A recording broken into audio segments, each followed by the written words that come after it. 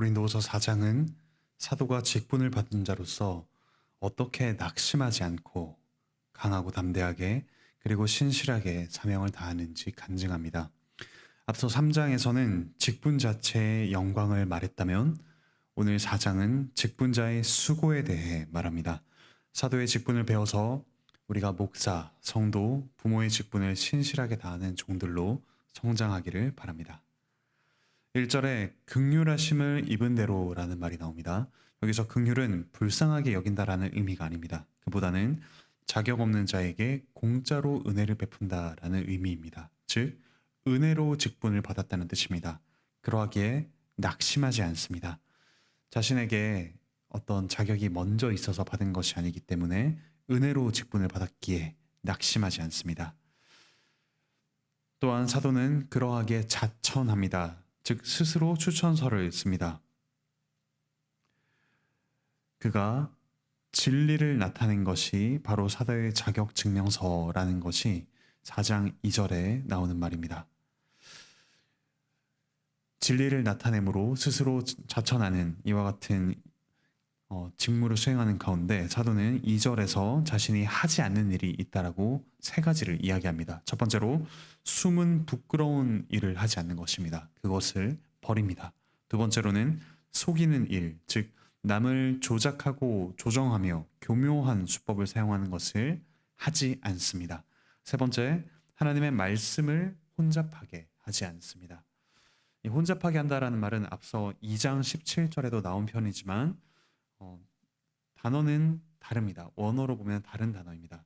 그런데 뜻은 비슷합니다. 2장 17절에서는 물건값을 많이 받기 위해 흥정하는 것을 가리키는 말이었습니다. 오늘 말씀 2절에서는 혼잡하게 하며 속이는 것, 남을 조작하는 것과 연결되어 있는 말입니다. 사도는 거짓말하는 사람처럼 또는 흥정하는 사람처럼 복음을 전하지 않았습니다. 복음에 무엇을 더하는 것은 복음을 더욱더 뭔가 풍성하게 하는 것 같이 보이고 더 좋아 보일지 모르지만 사실은 복음을 부패시키는 것이라는 사실을 분명하게 이야기합니다.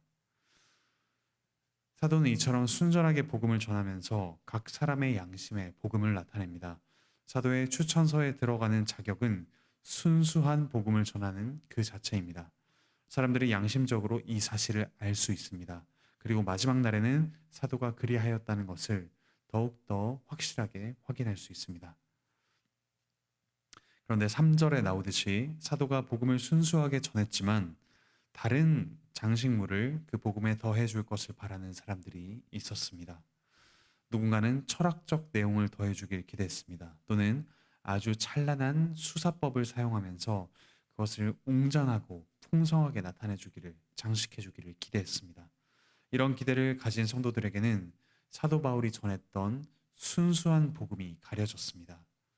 계속 그런 태도를 가지는 사람은 그러한 태도 때문에 복음 이외에 무엇을 더 바라는 태도 때문에 구원받지 못하고 멸망할 것입니다.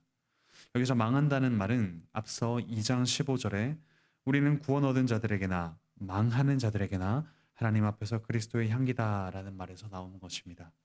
복음이 전해지지만 멸망하기로 선택된 자들에게는 복음이 마음에 받아들여지지 않고 가려졌습니다. 어떤 경우에는 목사가 복음을 잘못 전할 수 있습니다. 하지만 그 경우에는 바로 잡아야 합니다. 반대로 목사가 바른 말씀을 계속해서 전하는데도 그것을 순종하기 싫어서 목사를 비난하는 경우도 있습니다. 오늘과 같은 이런 탐욕의 시대에 그 탐욕 때문에 복음 사역자를 싫어하는 경향이 있지 않은지 우리는 정직하게 돌아보아야 합니다. 4절에 나오듯이 복음이 자신의 영혼 깊이 비추지 않을 때는 우리가 위기 가운데 있다는 사실을 알아야 합니다. 목사가 복음을 분명하게 전하지 않아서 그런 현상이 생길 수 있습니다. 또는 듣는 사람이 마음으로 복음을 거부하기 때문에 이러한 현상이 일어날 수 있습니다.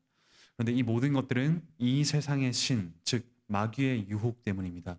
눈이 가려졌기 때문입니다. 그러므로 우리가 성령 하나님께서 우리의 눈을 뜨게 하여 주시기를 간구합시다.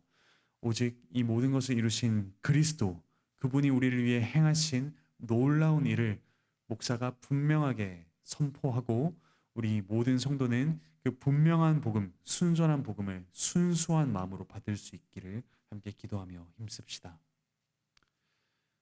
5절에 나오듯이 사도는 그리스도 예수의 주 되신 것과 또 예수를 위하여 우리가 너희의 종된 것을 전파한다고 합니다. 6절에서 그렇게 할 때 하나님께서 예수 그리스도의 얼굴에 있는 하나님의 영광을 아는 빛을 우리 마음에 비추셨다라고 합니다. 여기서 빛을 받은 우리는 사도를 말합니다. 하나님의 복음을 전하는 사도에게 먼저 하나님의 영광이 비추어집니다. 그리고 그 복음을 받은 이가 말씀을 선포할 때 성도에게 복음의 영광, 하나님의 영광이 비칩니다. 이어서 7절부터 15절에서는 고난 가운데 낙심하지 않고 복음을 전하는 이유가 생명이 나타나기 때문이다 라고 이야기합니다. 7절에 나오듯이 사도는 이와 같은 하나님의 영광을 비추는 복음을 가지고 있지만 그 자신은 질그릇입니다. 약하고 사람들에게 아무렇게나 취급받는 그런 존재가 되었습니다. 하지만 8절에 나오듯이 사도는 이런 많은 핍박 중에서도 넘어지지 않았습니다. 10절에 나오듯이 사도 바울은 몸에 예수의 죽음을 짊어지면서 복음을 전합니다. 바로 그렇게 할 때 예수님의 생명이 그의 몸에 나타났습니다. 12절에 나오듯이 그 목적은 죽음은 계속 사도 안에서 일하고 생명은 성도들에게 일하도록 하기 위함입니다. 그리스도의 복음을 전하는 사도는 그리스도의 중보 사역을 전달하는 일도 합니다. 그리스도께서 우리의 죽음을 가져가시고 그분의 영원한 생명을 주셨죠. 사도 역시 죽음의 고통은 자기가 짊어지면서 생명은 성도에게 전해줍니다. 그리스도적 중보 사역의 도구가 됩니다. 물론 사도 자신의 공로나 능력이 아니라 하나님의 능력이 그의 안에서 이러한 역사를 이루고 있습니다. 오늘날 목사도 복음 아닌 것, 악한 것, 죄와 싸울 때 죽음과 같은 어려움을 당합니다. 하지만 그 결과 체험한 생명을 성도에게 전달합니다. 성도들도 그리스도의 부활 생명을 살아가도록 합니다.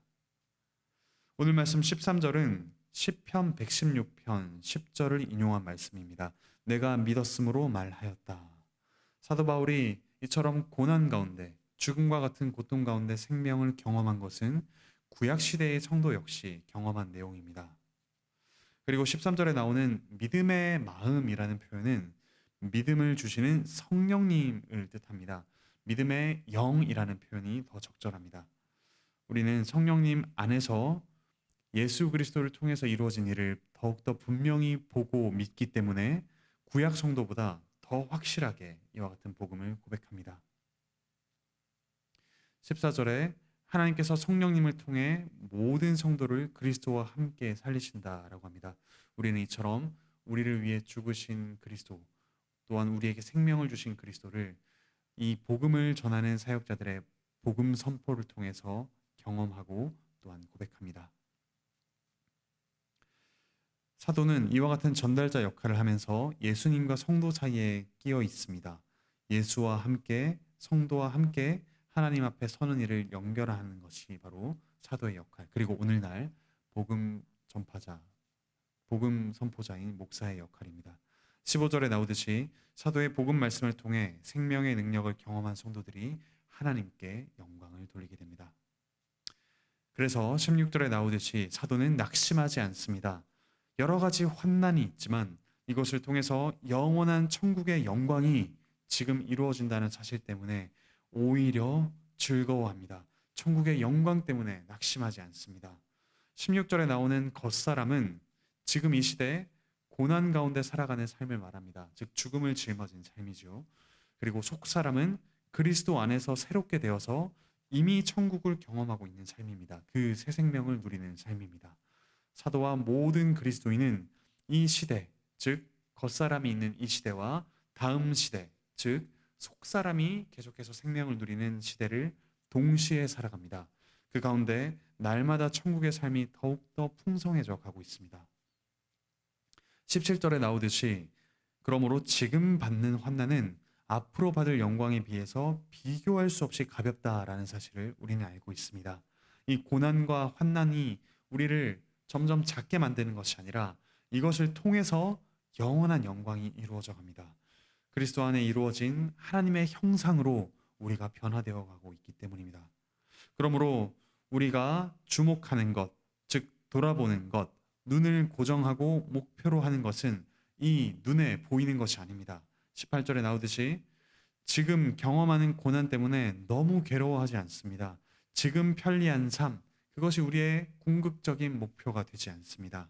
오히려 우리는 눈에 다 보이지 않지만 영원한 것, 그것을 목표로 살아갑니다. 천국의 영원한 영광을 우리는 지금 다 볼 수 없지만 그것이 우리의 궁극적인 목표입니다. 그 천국은 사도가 고난 가운데 경험하는 생명과 위로 가운데 이미 시작되었습니다. 사랑하는 형제자매 여러분, 그러므로 우리는 직분자로서 복음 말씀을 전하고 또 직분에 충실합시다. 그렇게 할 때 하나님께서 그분의 영광의 광채를 사도를 통해 교회에 전달하십니다. 그리고 오늘날 목사를 통해 교회에 전달하십니다. 그리고 여러분이 복음을 증거하는 그곳에서 하나님의 영광이 드러납니다. 또한 말씀의 직분자는 고난 가운데, 죽음같이 힘든 일 가운데 그리스도의 풍성한 생명을 경험합니다. 그 생명을 성도에게 나누어 줍니다. 우리 모든 성도들 역시 그리스도의 이 풍성한 생명을 고난 가운데서 더욱더 풍성하게 경험합니다. 또한 우리는 천국 소망이 있기 때문에 아무리 그 환난과 고난이 크더라도 낙심하지 않습니다. 사랑하는 형제자매 여러분, 우리 모두 이 교회의 직분자로서 그리고 가정의 직분자로서 직장과 학교와 우리가 속한 모든 곳에서의 하나님의 복음을 맡아 전하는 직분자로서 이 영광을 누립시다. 또한 우리 고난받기가 너무나도 괴롭지만 그 가운데서 우리에게 주어진 더 큰 생명을 바라봅시다. 그리스도께서 이를 위해 오셨습니다. 그리스도께서 우리를 위해 실제로 죽으셨습니다. 하나님의 저주를 받으셨습니다. 하지만 그분의 죽음이 어떤 결과를 가져왔습니까? 우리의 죽음을 가져가시고 우리에게 영원한 생명을 주시는 결과를 가져왔습니다. 우리는 그 죽음과 생명이 교차하는 놀라운 복음을 받은 자들입니다. 또한 우리가 그 복음을 고백하며 복음을 따라 살아갈 때 그 놀라운 영광이 우리 안에 이루어진다는 사실을 경험합니다. 날마다 여러분이 속한 우리가 속한 모든 곳에서 이 복음의 영광을 누리며 고난을 인내하며 천국 소망을 바라보는 우리 모두가 되기를 바라고 축복합니다. 기도하시겠습니다. 하늘에 계신 우리 아버지 하나님 참으로 감사드립니다. 주 예수 그리스도께서 이 땅에 오셔서 저희의 죽음을 가져가시고 또 믿는 자에게 영원한 생명을 주시니 참으로 감사드립니다. 저희가 그 복음을 받은 자들입니다. 그 복음을 받은 자로서 복음을 따라 살아갈 때 또한 복음을 순수하게 전하며 살아갈 때 저희에게 많은 환난과 고통이 있을 줄 압니다. 하지만 그 고통 가운데 저희의 겉사람은 낡아지지만 저희에게 영원한 생명이 주어진 이 속사람은 날로 날로 강건하여짐을 경험하며 고백하게 하여 주시옵소서. 복음의 풍성한 그 영광이 기쁨이 저희에게 경험되고 저희를 통해 반사되게 하여 주시옵소서. 또한 그리스도의 얼굴빛에서 하나님의 영광을 아는 빛을 저희에게 비춰주사 천국의 소망으로 오늘을 살아갈 수 있도록 주께서 은혜 베풀어 주시옵소서. 가정에서 분투하는 부모님들 주께서 힘을 더하여 주시고 부모로서의 직분을 다할 수 있는 은혜를 더하여 주시옵소서. 직장에서 분투하는 직장인들에게 지혜와 능력과 사랑을 더해 주시고 무엇보다 천국 소망을 가지고 복음을 전하며 복음을 따라 살아갈 수 있게 은혜 베풀어 주시옵소서. 교회의 직분자들에게 주께서 힘을 더하여 주셔서 이 놀라운 영광스러운 복음을 담대하고 순수하게 전할 수 있도록 주께서 은혜를 더하여 주시옵소서. 몸과 마음의 아픔을 겪는 이들 주께서 회복시켜 주시옵소서. 요시 목사님 안식월 중에 있습니다. 주께서 속히 회복시켜 주시고 이 복음의 영광을 담대하고 순수하게 전할 수 있는 은혜를 주께서 더하여 주시고 또한 이 기간 동안에 이 고난 가운데 지내는 시간이 결코 헛되지 않음을 하나님께서 확신하게 하여 주시옵소서. 감사드리며 예수 그리스도의 이름으로 기도합니다.